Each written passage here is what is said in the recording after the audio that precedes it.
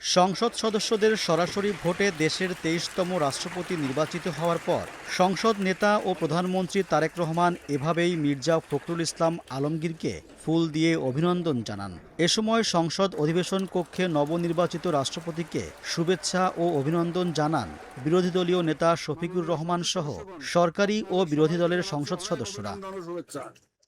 এর আগে বৃহস্পতিবার দুপুর ২টা থেকে বিকাল ৫টা পর্যন্ত রাষ্ট্রপতি পদে জাতীয় সংসদে ভোটাভুটি হয়। এতে বিএনপির প্রার্থী ছিলেন বর্ষিয়ান রাজনীতিবিদ মির্জা ফখরুল ইসলাম আলমগীর। অন্যদিকে বিরোধী দলের প্রার্থী হয়েছিলেন কর্নেল অবসরপ্রাপ্ত অলি আহমদ।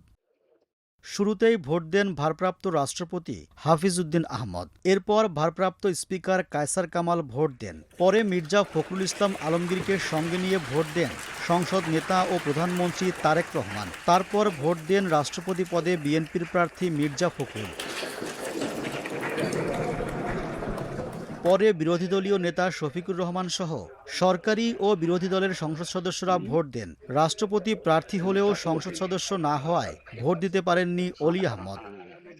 ভোট শেষে সংসদ ভবনে প্রধান নির্বাচন কমিশনার এএমএম নাসিরউদ্দিন রাষ্ট্রপতি নির্বাচনের ফলাফল ঘোষণা করেন।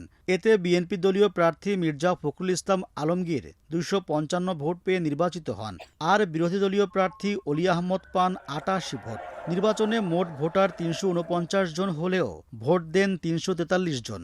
বৈধ ব্যালট পেপারের মধ্যে ডক্টর অলি আহমদ বীর বিক্রম পেয়েছেন ৮৮টি ভোট, 88 ভোটস, এবং জনাব মির্জা ফখরুল ইসলাম আলমগীর পেয়েছেন ২৫৫ ভোট।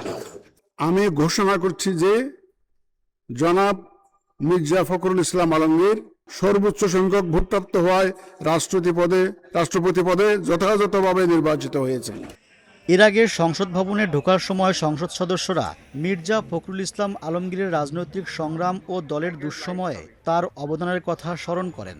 দীর্ঘ সংগ্রাম অতিক্রম করে, জেল জুলুম সহ্য করে, স্বৈরাচারের বিরুদ্ধে লড়াই করে, নিজের শরীর জীবনের বিনিময়ে কষ্ট করেছে, এবং যার বিনিময়ে আমরা আজকে একটি গণতান্ত্রিক দেশ ফিরে পেয়েছি।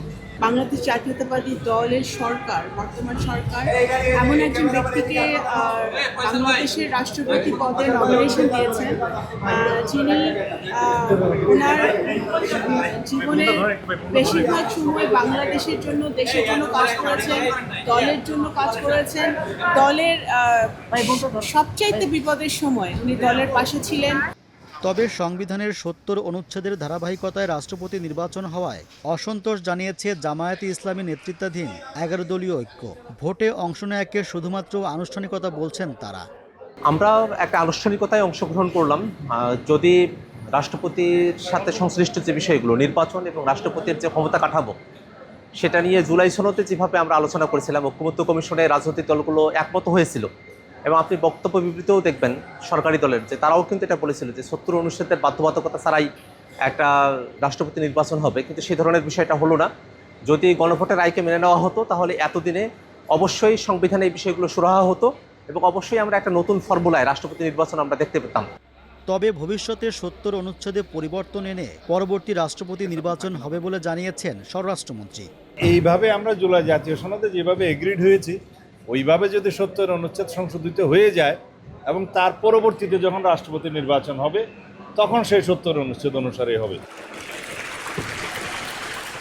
সবশেষ ১৯৯১ সালের ৮ অক্টোবর সংসদ সভাকক্ষে রাষ্ট্রপতি পদে ভোট অনুষ্ঠিত হয়েছিল। ৩৫ বছর পর এবারই দুজন প্রার্থী রাষ্ট্রপতি পদে নির্বাচনে অংশ নেন। ফলে ভোট আয়োজন করতে হয়েছে রাষ্ট্রপতি নির্বাচন আইনের বাধ্যবাধকতা মেনে।